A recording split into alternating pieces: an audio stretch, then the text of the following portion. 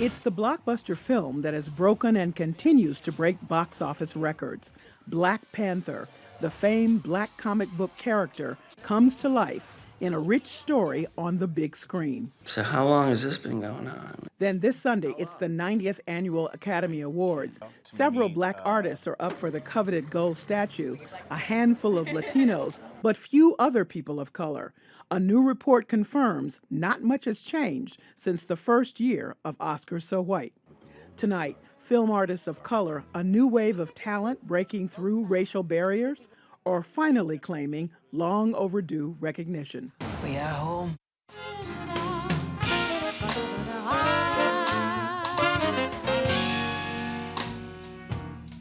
Welcome to our 50th season of Basic Black. Some of you are joining us on our live broadcast, and others of you are joining us on Facebook Live. I'm Callie Crossley, host of Under the Radar 89.7. Joining me tonight are Lisa Simmons, director of the Roxbury International Film Festival; John Adekoje, a director, writer, and instructor at the Boston Arts Academy; Kim McLarin, professor of writing, literature, and publishing at Emerson College; and Michael Jeffries, associate professor of American Studies at Wellesley College. Welcome to all of you. And let me begin by saying, Wakanda forever. You got to get the snap right, though. I know. You got to get the There's not enough space. I don't have enough space to do the snap. So obviously, Black Panther is just, it has actually lifted us all off the screen. With so many things going on in the film, we were talking before the show about how much richness is in what seems like a very simple action plot, but is not. So first responses and the theme that sticks out for you, Lisa. First response, brilliant, exciting, and sticks out for me just the power of the imagery of Black Panther. Not only the designs and the costume design, but the people. That's what sort of lives with me every day. And John? I would say Pan-African cinema. I think this is a tipping point. I would say the visuals are incredible. I would say the costume design. I would say the addition of different parts of Africa, seeing them all represented, made just everybody in Africa happy, but everybody who's part of the Pan-African world happy too. So that's a really tough feat to do, but somehow they managed to do that. Kim? You know, James Baldwin called for a profound, he was calling for artists to do a profound articulation of the Black experience, and he called on artists to live up to that. August Wilson rose to that challenge. This is what this is. It is a profound articulation of the Black, the global Black, the Pan-African Black experience. And I think it's a triumph and a masterpiece as a piece of film, as a cultural experience, so many issues. It's profound. That's my word. Okay.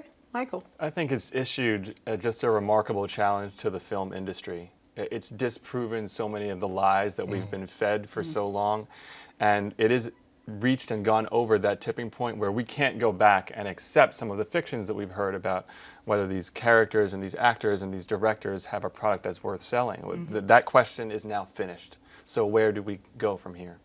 And we should say, because when we talk about breaking the box office records, the first weekend, 242 million in this country, 700 million around the world, to your point, Right. Michael. The only film that has bested it in terms of numbers is The Force Awakens, Star Wars: The Force Awakens. It bypassed the Jedi, it bypassed Hunger Games. Avengers, I mean, everything. we are Right. just, and in the Iron second Man. weekend, which oftentimes films fall down, 108 million. Yep. Wow. It's just building people, and people are going back to look at it again for all the reasons that we'll talk about here. And, you know, spoiler alert, we're going to talk about some stuff. So if you don't want to hear it yet, you know, you just save this and review it later.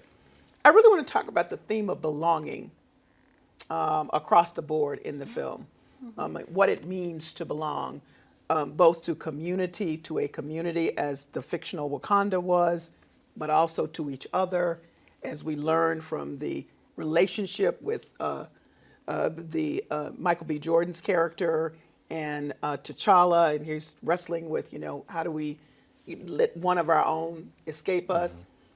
Michael, let's start off by talking about the theme of belonging in the film. It's one of the most important themes in the film, and it's layered. You talked about the ways that diaspora, it kind of comes up over and over again in the film, that powerful, the dying words of Michael B. Jordan's character, Killmonger, right? Bury me with my ancestors who jumped overboard rather than, because they knew that death was better than bondage, right? So there's wanting to belong to that community first and foremost, and then also the very basic conflicts and commitments of family are a major theme in the film. I mean, where you have violence within the family, issues of alienation and kind of distance, and the need to and the desire to repair some of those bonds, and that's a metaphor for these broader racial stories, but it's also a universal story that people who don't consider themselves part of the Black diaspora or any other diaspora, when we usually talk of the word, they can connect to those stories of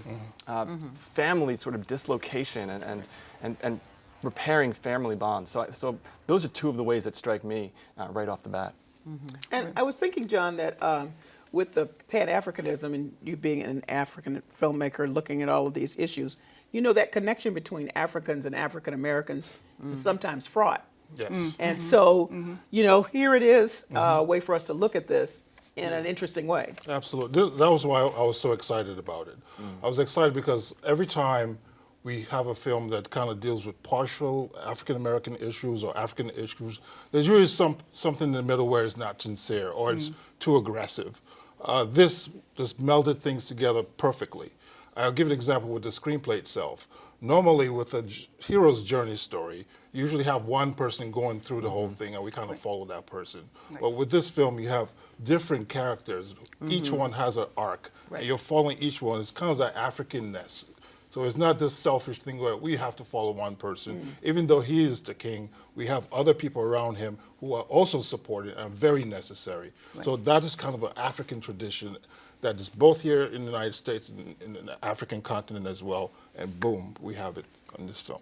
And we should say that also the language in the film is real. Yes. When I watched the Exactly. movie, I was thinking, is that a real language? Yes. Yes. They did not make up a language. Yeah, this is not Lord of the Rings. Right. Right.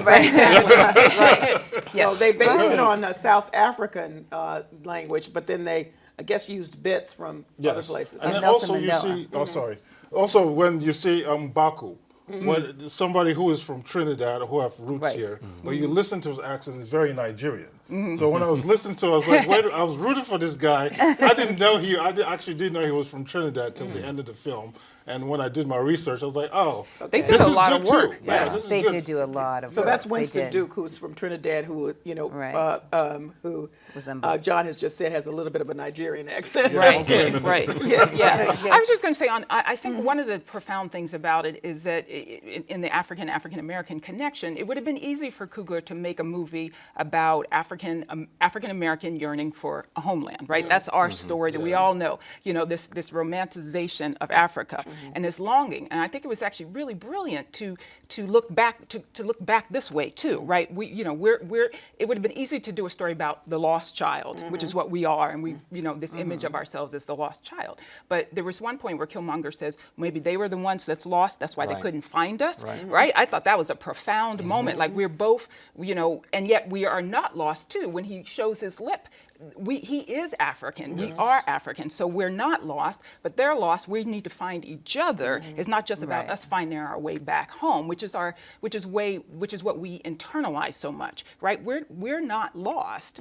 We need to find each other, which is a powerful message for our young people. Because I hear a lot of young people, I don't know my history, we're lost. That is a devastating thing for our young people to internalize. This movie says that's not true. And I don't think it's really just for the young people. I think it's for all generations, and that's the sort of the sense that I got and what people are talking about is that, and the whole idea that you had all of these different characters that it didn't matter who you were, you could follow somebody.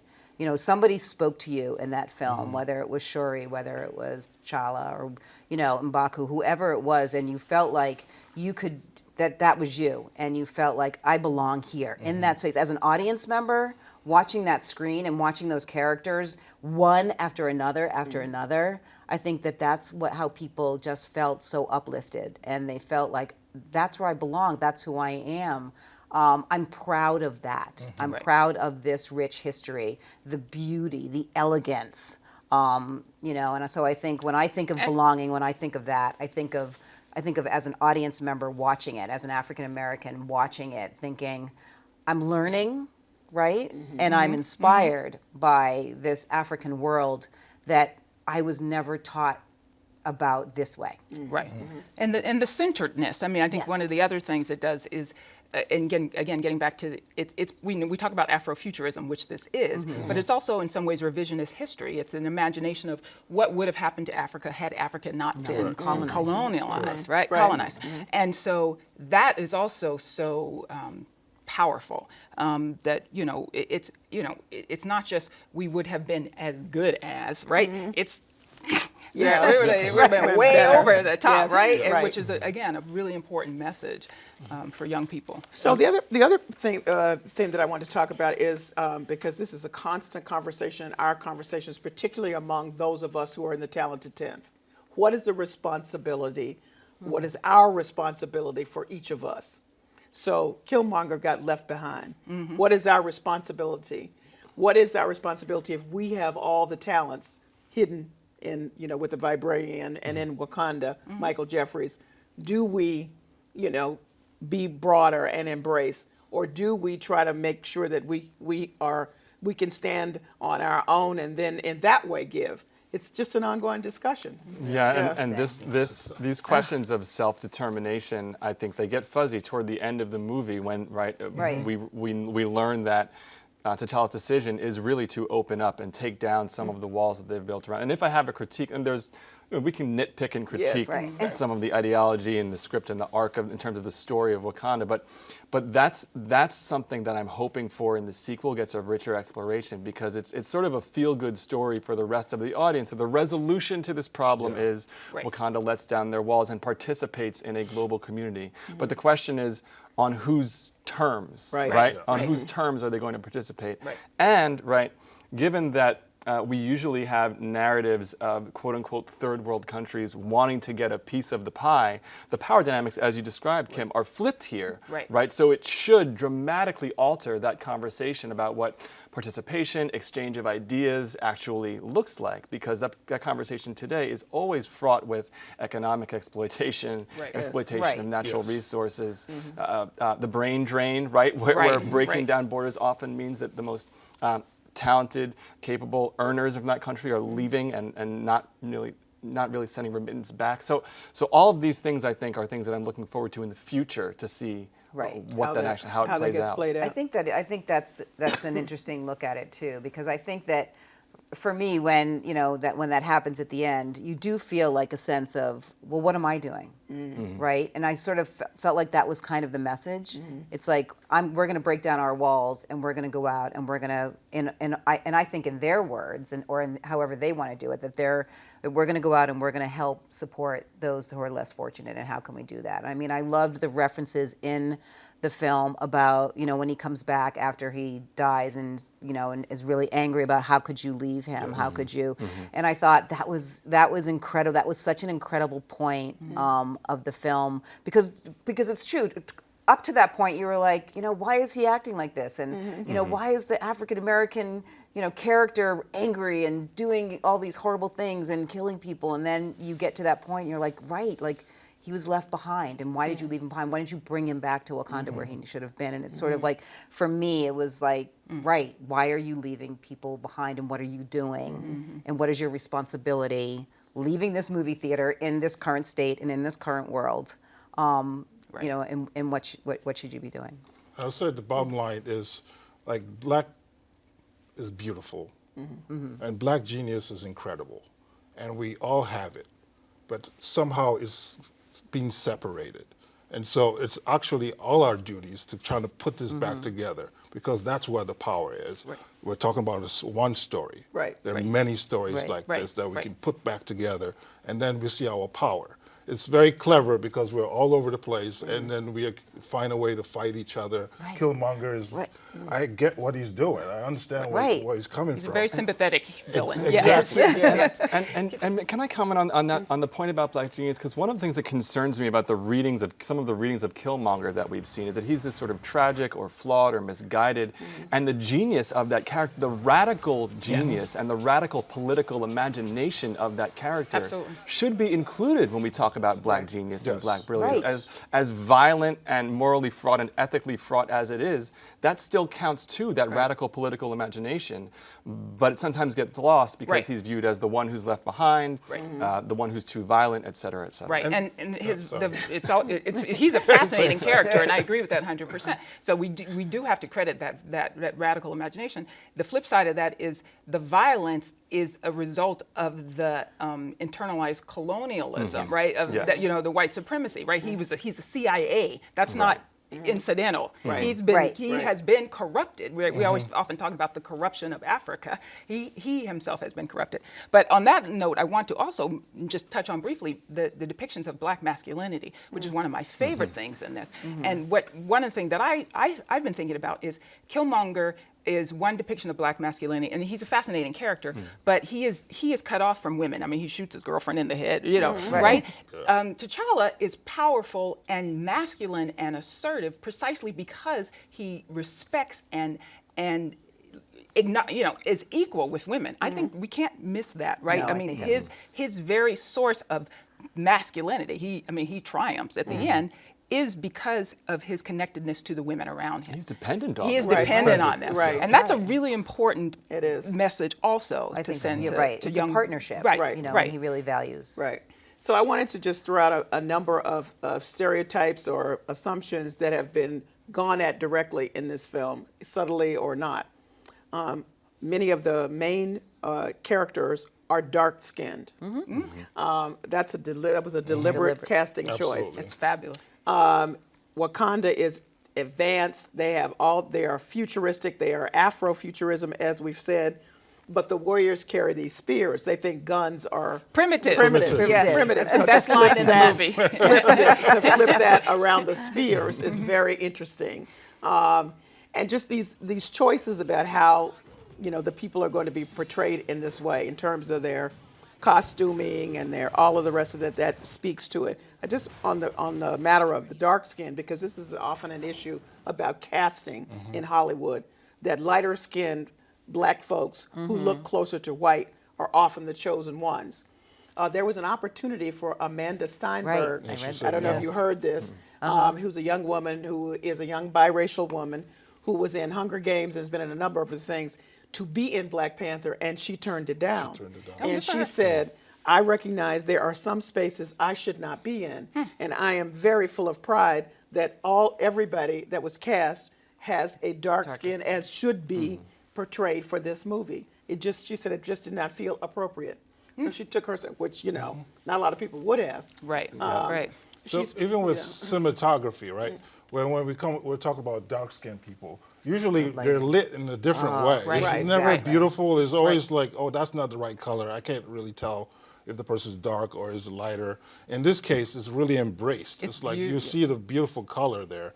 And then with regard to how Wakanda looks, if you travel around Africa, you will see those same kind of structures in a different way. So it's kind of Afrofuturistic, but you see this, you can recognize those structures. So it kind of makes a lot of sense when you see them together. It's like, oh, this is exactly what would happen if, some people didn't show up. This is true. We should note that the cinematographer for both films is a white woman named Rachel Morrison. Yeah. Yes, right? yes. And she's been nominated for her work in Mudbound. Right. And she worked, people should read it, very detailed work about how to light. She does it, yeah. So a part of huge Ryan Coogler's posse is Michael B. Jordan and Rachel Morrison. She did Moonlight. And that's right. She Also did Moonlight as beautifully well. written. So they're sort of, you Ryan go. Coogler, who's the director, has built up his little posse that he's moving around I as love others have, this which part of I it. am just thrilled about.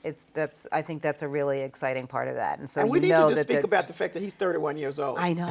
And this is his third film. And this is his third film after Okay. Fruitvale Station and Creed, both of films that other people should see. Yeah. And Yeah, that's they're the whole both thing wonderful. about Yeah. his films too. I mean, he really instills this sense of family and this sense of, you know, justice and injustice. And it feels, and I think maybe that's why they're all so successful, is that, like I said before, you can recognize these people and these situations in your sort of everyday life, and you're empathetic to that, and you understand that. So I think that that's a really important part of the work that he does. And it's just exciting that he's 31 and he has all these other films ahead of him and all these other great stories to tell. And it gives hope that we're going to see a lot more of these images Done with on care. the big screen. He's a humanist. I mean, he Humanist, understands yes. character, and I think that's why the story, you know, it's both an exciting film, it's a superhero film, Right. but it is also a human exploration. Michael was saying this early, and that's why it's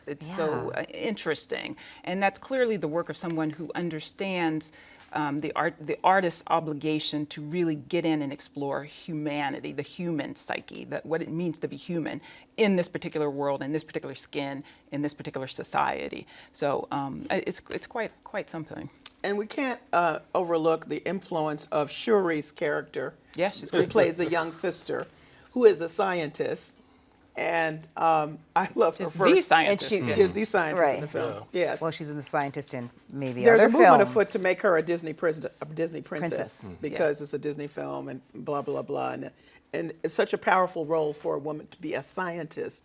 So lots of folks are very excited about it. And I love the relationship between she and T'Challa. I mean, I Right. think Her that was brother such in the a film. brother-sister Right. Yeah. Right. relationship, and it was, Right. and her you know, comedy and, you know, comedic way that she came across on screen. I think that was really important too. Absolutely. For again, right, that sense of family, that sense of joking, and here's his the king, reliance and on it's her. her, I mean, his reliance on complete her, reliance on her, and his on mother, her ability, and, right, Right. exactly. and her And skill it's clear set. that So- she's very talented. Oh, absolutely. The other thing And is assured. a lot of, like I teach at Boston Arts Academy, and so sometimes we have African Americans who are really scared to use the computers for sophisticated things. And just seeing that alone, you come to school in a different way. Right. It's like let's do this. Like this is different. It's just, sometimes you just have to see somebody do something with energy and pride, and all of a sudden you're like, okay. You have to be able to imagine yourself Yes, in these totally. in these spaces and in these worlds. That's why it's so important. Yes. I mean, we talk about how representation matters, but imagination matters too, Matters, right? yes. It's important. So, as the last few minutes of the broadcast, the power of these young children getting to see it, some kids particularly who would not have gotten to see it, there's all kinds of movements getting getting kids to the theater. I mean, you can see it they reference it in the film when the last scene, the ship lands and Shuri guides these children who are playing in the Paragon up to the film. They know what this film was going to be for the young people seeing it. And I think, you know, as we were talking, in particular your comments about Africa and the different nations and different areas that are represented in the physical structures, it made me want to do more research about those things. Yes. And I think that's one of the most powerful things it can do for young viewers. They will want to do more research, not only about the content and Pan-Africanism, but about being an engineer, about the business of film. What was Ryan Coogler's story? How is it that someone so young came to be a director? What does schooling and training look like for those kinds of things? These are questions that, not to overgeneralize, but poor black kids in particular don't have the resources to ask and get answers to these questions a lot of the time because they're too distant from it for socioeconomic class reasons. But I think beyond the just representation importance, right? There's an inspiration to investigate and learn more about the business side and some of the actual content of the film. Yeah, I agree.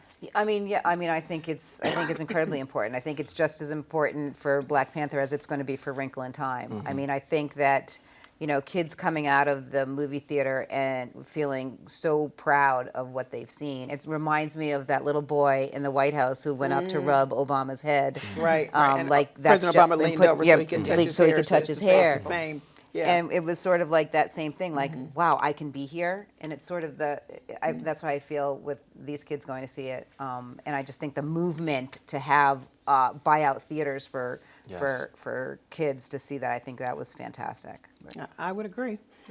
We're all going to see it again because there's so much other Yeah. stuff to see. And also, you have to know Wakanda forever. You just got to know it. just gotta know Wakanda forever. We just gotta get the snap right. Right? It's going to be the new rallying cry, right? I know. What will you be looking for when you go back? Just one thing. I'm going to be looking for more of the technology. Okay. All right. Because I'm really interested in how older technology that is kind of neglected in Africa, how it's brought back in this film. It's not like we didn't have technology. So there's technology there, and how do you use it now? How do you update that? Okay. And I think they were doing some stuff with it, so I want to see that again. Okay, what he said. All right. Well, that's the end of our broadcast. Thanks to all of you for joining me for this great conversation, and thank you for joining us to hear it. Now, you want to stay with us right now because we're going to continue our conversation on Facebook Live, and we're talking all Oscars and Oscars so white, or maybe not so white, or maybe they are. Well, join us.